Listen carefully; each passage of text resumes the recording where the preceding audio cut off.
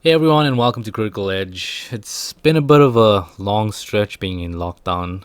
Some people have had it a bit more rough around the world than us here in South Africa, but be that as it may, I just hope that everyone is doing well and staying safe. I mean, if you're not doing well, then obviously seek some medical attention where possible, and otherwise than that, just try to do your best to support one another through these difficult times. Now, in terms of supporting one another, Sony has decided to give away some free games. Now, you don't need PlayStation Plus to play this. If you already got it, unfortunately, it's there for people who just don't have it, I guess. That's the best way to put it. If you already got it, sorry, mates. There's nothing else for you to swap it out for or anything like that. But if you do not have it already on your PS4, then you can simply just go into the PlayStation Store and check out both Journey and the Uncharted Nathan Drake collection. Now, for those of you who don't know, the Uncharted collection is the first three games originally released on the PS3 and then remastered for PS4. It is absolutely brilliant. In fact, it's the first three games that I played on my PS4 when I got it way back in 2016, and it was a lot of fun. That you can get hundreds of hours out of it, well, over the various difficulties, and it's definitely a good bundle to pick up. Now, for those of you who may not have a PS4 or may not think that it's not worth your time, keep in mind you can still get these games. All you've got to do is create a Sony PlayStation account, and from there you just got to sign into it. Once you get into the PlayStation Store, you click on either the tab at the top of here or you find the game in the store. Once you go there, you simply add it to your basket and then you check out. It's just as simple as that. You can stockpile the games obviously for a later date when you finally do get yourself a PlayStation down the line. If you already own a PlayStation, then you can download it. Keep in mind though, it is a bit of a hefty download. It's about 44 gigs for the Uncharted game. Journey, not so much, but either way, still 4 great games for Sony to give away, and you gotta be grateful for the freebies. The next thing you gotta do is, if you're a PC gamer, if you own a PC and you are comfortable with Epic Games, or rather the Epic Games launcher, you can pick up 2 games for free. One being Just Cause 4. Hell of a game, open world, action. Best way to put it is, it's just a lot of fun. You can literally get hundreds of hours of fun out of this one particular title. For those of you who haven't played it before, the best way to, well, explain it is as over-the-top explosive action that'll just get your blood flowing. It's the best way to put it. Not anything like GTA, but something where there's more emphasis on crazy, wacky combat in an open sandbox for you to create as much mayhem as possible, I guess. Best way to put it. Then the next thing you got to look at as well is, if you are a PC game, or if you're a PC owner, rather look into getting to websites that give you free keys on a regular basis. One of the games sites that I use is freegamekeys.com. Now, I'm not affiliated to any of the sites that I'm giving you guys. I just use them on a regular basis, and from time to time you get some really good giveaways on it. For instance, going through the history of this catalog, for example, right now Just Cause 4 is available, Wheels of Aurelia. Some of these games I'm not really interested in. I haven't really gotten them or even bothered paying attention to them. Like Free Assassin's Creed 2, I think this has expired though.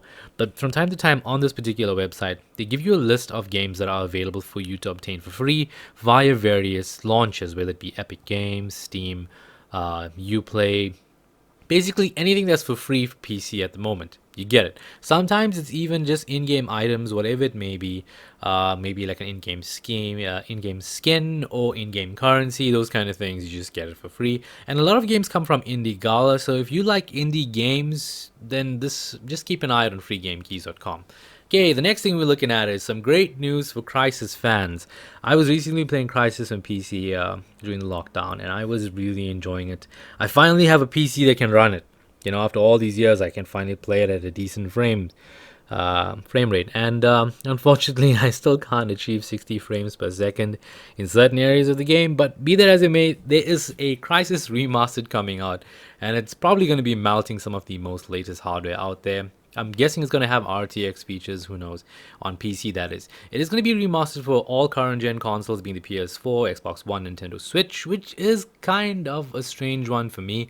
Reason being is, I'm pretty sure the Nintendo Switch hardware isn't as capable as that of a proper gaming PC. That's my opinion of it. I mean, like games like The Witcher 3 look great on it. Mortal Kombat 11 looks very different on the Switch as it does as opposed to the console variants. So I'm guessing it's probably going to be a slightly downscaled version of it. But be that as it may, Crysis on the go, that's just absolutely amazing. PC fans on the other hand, or PC gamers on the other hand, are going to have a field day with this one pushing their rigs to the limit, probably melting off a few components, and obviously scratching their heads of how to obviously get the most out of this game at the highest possible settings.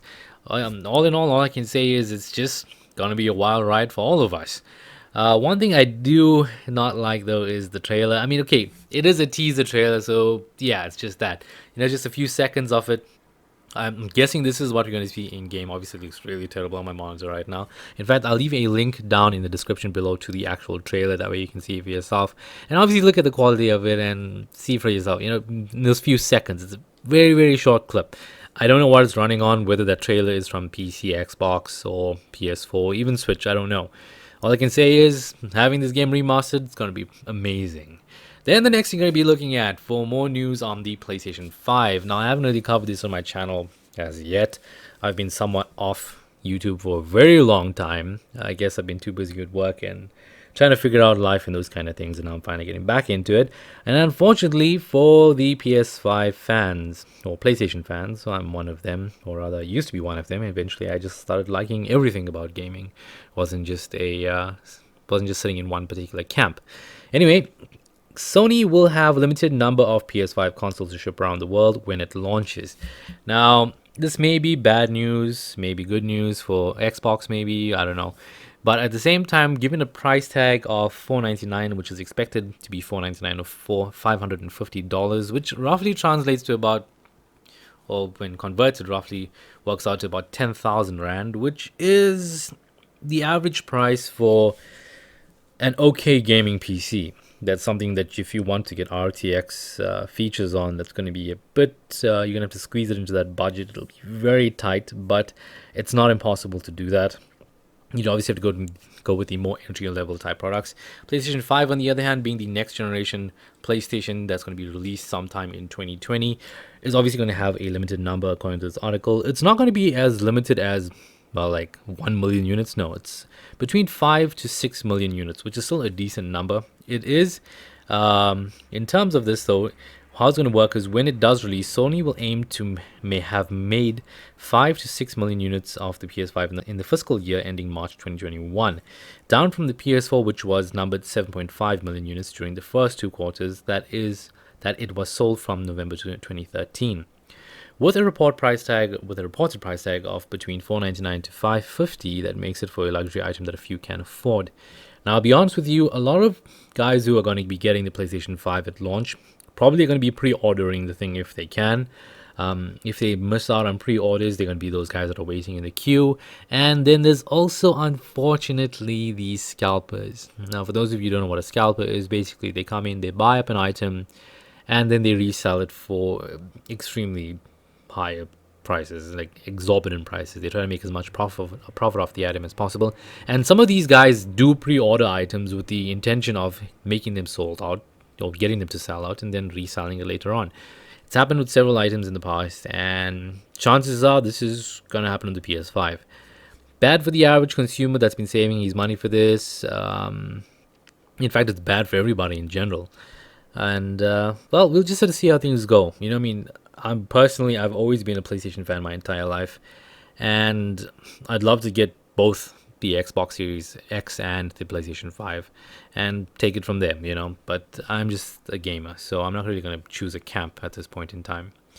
Then finally, I have been playing a lot of Batman Arkham Knight lately.